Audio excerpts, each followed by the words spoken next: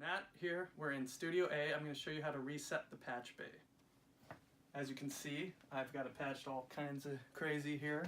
This is for some mastering, some recording, and all that. So we can remove most of this, but there are two things that have to be patched in order for you to A, hear the monitoring system, and B, hear the talkback in that booth. Then I'll continue by adding a vocal mic, and then maybe a few for podcasts. And then as you get into drums, that becomes more, reading the labels here. All right, so I'm just going to pull everything. Okay, so the two things I said that are just must be patched in order to even hear what hear what's coming out of Pro Tools and the sound card are right here, the aux out into the Dangerous Monitor input 2.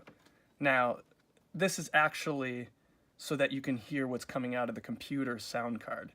So when this is patched into this, it will correspond with the monitor controller, which I'll show you in a separate video, so that you can toggle and hear, something from YouTube or Spotify. So these two are necessary here. And then the other thing we need to patch in order to hear talkback on the headphone amps is right here. It's talkback out. So if you patch talkback out, we generally patch that directly into hear back channel 2. And the reason for that is generally 1, we do vocals or click if it's a drum session, and then 2 is talkback. And then you can route the others whichever way you want. And these generally you're not going to have to patch because they're also normaled from actually this interface. So that should keep that simple. Okay, let's say we want a vocal mic in, we'll say in the live room. Generally I track vocals in the live room just because there's more space. So let's say we're going to do the Brent Averill 1084 Neve clone into a distressor over here and then back in the system. So currently right here we have Brent Averill output 1 right here, which if we were just patching in that room to the Brent Averill, it would normal into analog input 5 right there as labeled here. But we want to go to a compressor, so we're going to have to patch out of this and then into the distressor 1 over here. It's always outs over ins, outs over ins. That's how I think most patch bays are designed.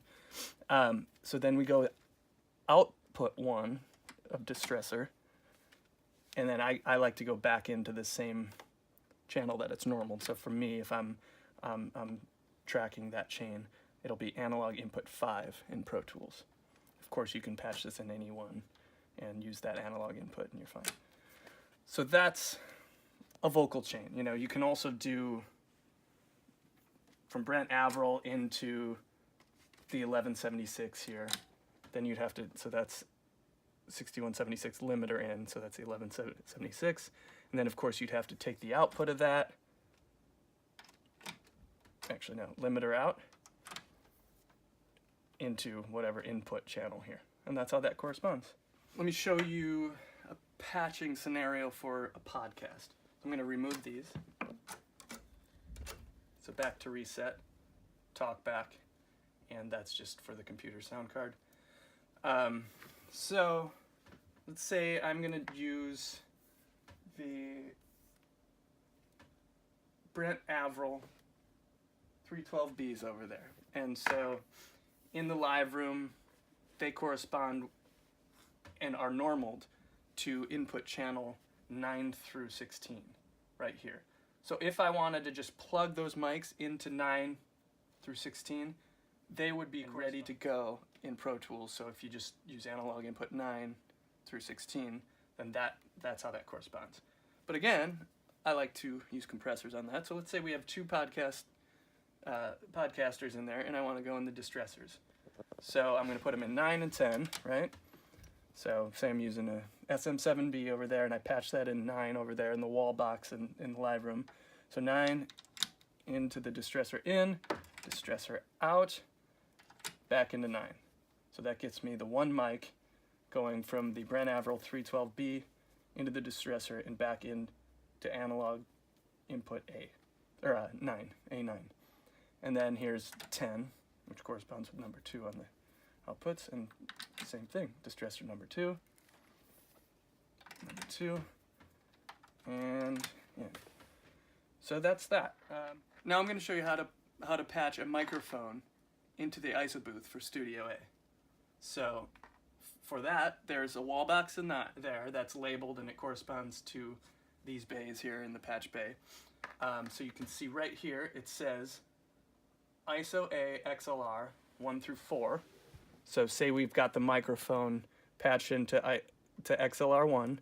So I'm going to go out XLR 1, and then we're going to go in whatever preamp we want. So in this case, I'm going to go into the Brent Averill 1084, the first of the 2 units we have. So I'm going to BAE mic in 1.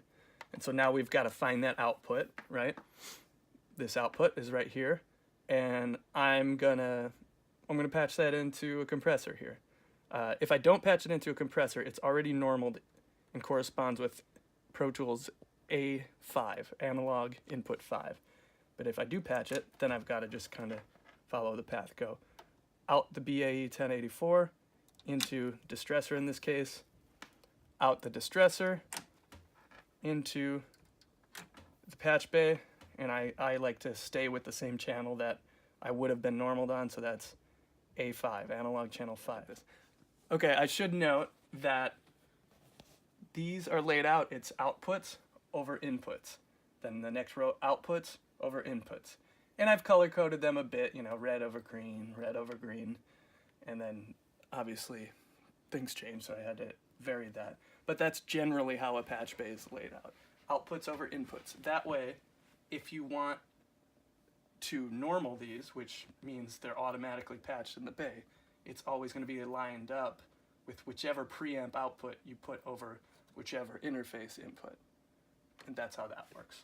So as I said when we first started this video, if we didn't want to use a compressor here, then all we would have to do is go from ISO A into the preamp, and then we're already normaled into analog input A5 in Pro Tools.